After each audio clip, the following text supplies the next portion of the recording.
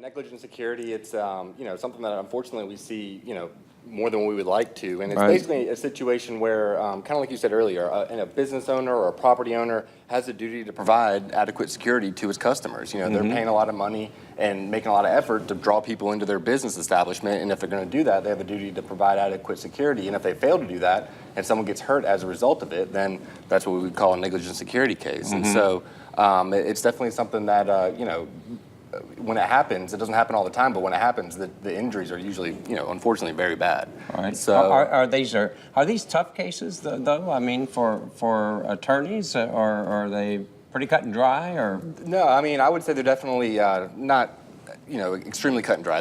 They can be very challenging for sure, and they take a lot of digging to find the evidence to really prove the liability there. And joining me tonight to help discuss this topic is one of our more experienced attorneys, Harry Graham. Welcome again, Harry. Good to see you again, Frank. I know he has some experience with these kind of cases as well, and so we're happy to have him with us tonight.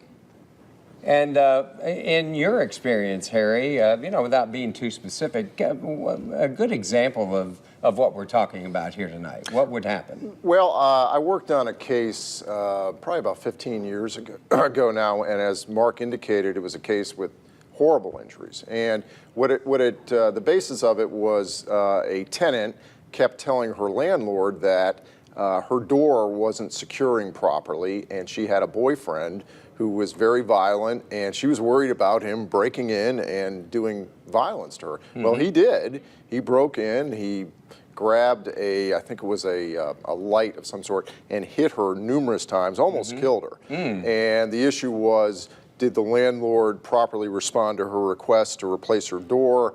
And it was a tough case because, as Mark indicated, these are challenging cases because we're asking a jury to hold a third party responsible for a criminal's actions civilly because that third party, in this case the landlord, did not take what we believe to be reasonable precautions based on his tenant's repeated requests to fix her door or at least secure it properly. And she unfortunately turned out to be correct that she was a danger.